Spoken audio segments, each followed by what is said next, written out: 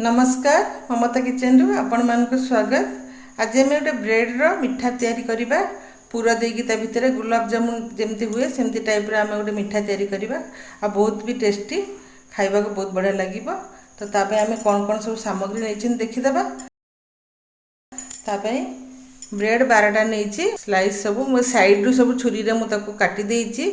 तार ब्राउन अंश गुडा आ नड़िया गोटे कोरा रखाई। नड़िया रे पूरा करने चीनी गोटे कप रखाई। आ सीरा 2 कप चीनी, 1 कप पानी, अलैच पाउडर रिफाइन तेल आम छाणीबा। तेबे चलतु आम करवा से ब्रेड रा मिठाटा। प्रथम गैस ऑन करदेबा। नड़िया पूरा करने चीनी देदेबा 1 कप छोट कप रे। आउ गोटे नड़िया कोरा भी से पकईदेबा। अपन चाहिए गुड़ रे भी करें, चीनी रे मुझे चीनी रे भी करेंगे। अपन चीनी रे भल लगे। कोराटा को भल भाव में कंटिन्यू चलाऊा ना लगिज।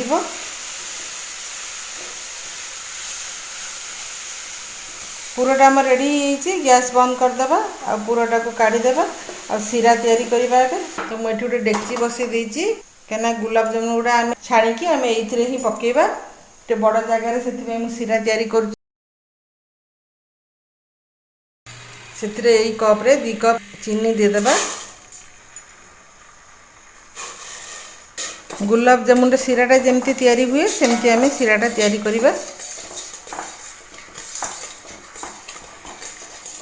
ये मु अलैच पाउडर टी पकईदेवी। आप चाहिए ताले केसर भी पकई पारे।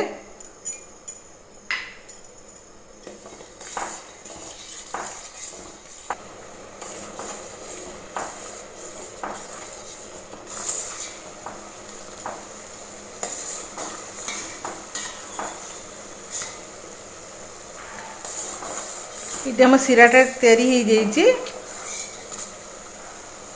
गैस बंद करदे। एमती पानी हाथ होदेवी ब्रेड रे।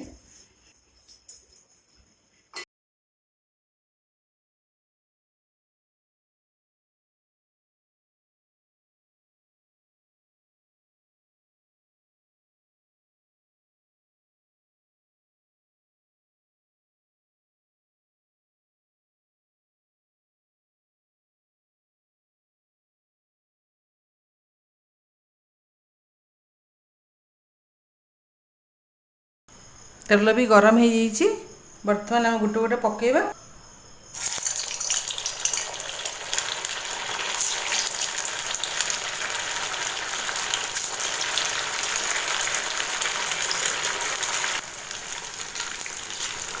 गैस रा फ्लेम टा सिम करदेबा। धीरे धीरे ताकू छाणी हो भल भाव में ना पोड़ीज।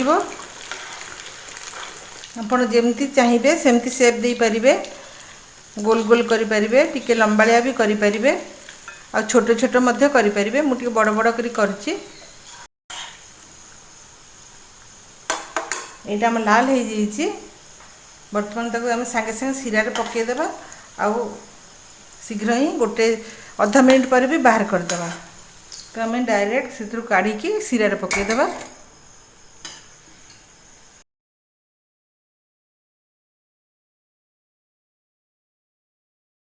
तो सबुतक गुलाब जामुन मु काढ़ी देइछि। तापरे सीराटा देदेबा।